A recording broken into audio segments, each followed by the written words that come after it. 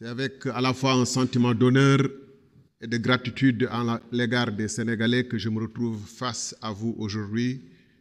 Et je souhaite pour nous tous, ainsi que pour le Sénégal, que cette législature soit une législature marquée pour le progrès et que les autorités en charge actuellement du pays réussissent parce que nous sommes au pays au bord de la rupture et que nous ne pouvons pas davantage souffrir d'autres retards ou d'échecs.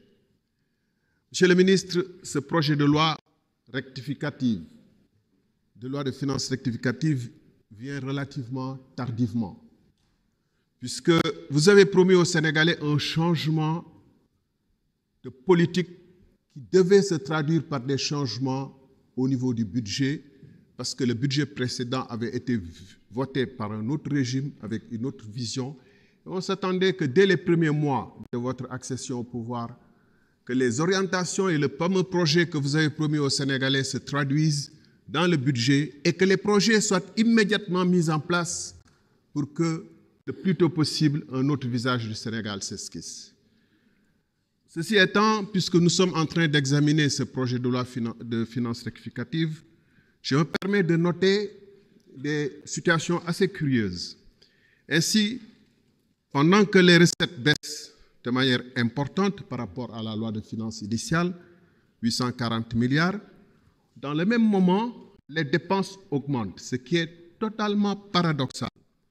Parce que pour le coup, vous creusez le déficit de plus de 1500 milliards de francs CFA, alors même que le déficit du Sénégal était abyssal.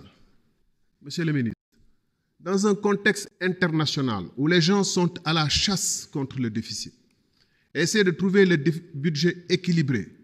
Cette situation interpelle le technicien que vous êtes. D'autant plus que ce déficit ne s'explique pas par des investissements tournés pour augmenter la capacité de production du pays.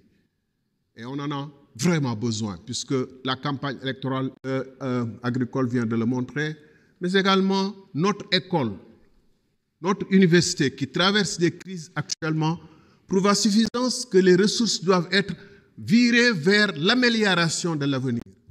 Or, que constatons? Nous constatons un déficit qui sert essentiellement à subventionner de la consommation aux ménages, l'électricité. Vous me direz, c'est un débat, j'étais ministre de l'énergie, que la subvention à l'électricité pourrait avoir un sens, mais dans un contexte moyennant. Mais ce déficit est tellement important. Et le plus paradoxal, c'est que pendant ce temps, vous continuez à garder une nomenclature de l'administration où il y a des agences pléthoriques qui ne servent à rien. Et donc, de ce fait même, vous continuez à financer un déficit pour maintenir une administration pléthorique. Je ne dis pas une administration politique, je dis des agences qui n'ont aucun sens. Si le temps le permettrait, je pourrais donner des exemples saisissants.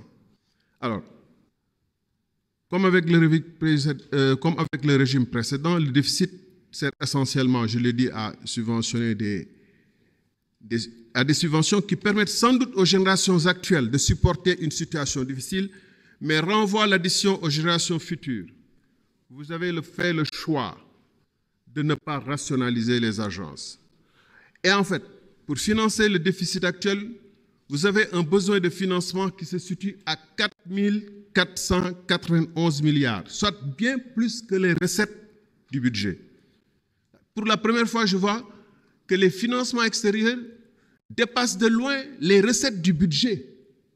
Ça, c'est une impérieuse nécessité de faire quelque chose urgemment ici et maintenant, et pas de renvoyer ça plus tard. Et le service de la dette, qui a 2706 milliards, est un des postes les plus élevés du budget, plus que l'éducation nationale, plus que le salaire de la fonction publique, plus que certains investissements. Mes chers collègues, quand on nous demande de recourir à des emprunts de 4 400 et quelques milliards, notre responsabilité de contrôle des actions du gouvernement nous demande de voir dans quelles conditions ces emprunts sont faits. Quelles sont les commissions et qui les touchent? Merci. Merci beaucoup.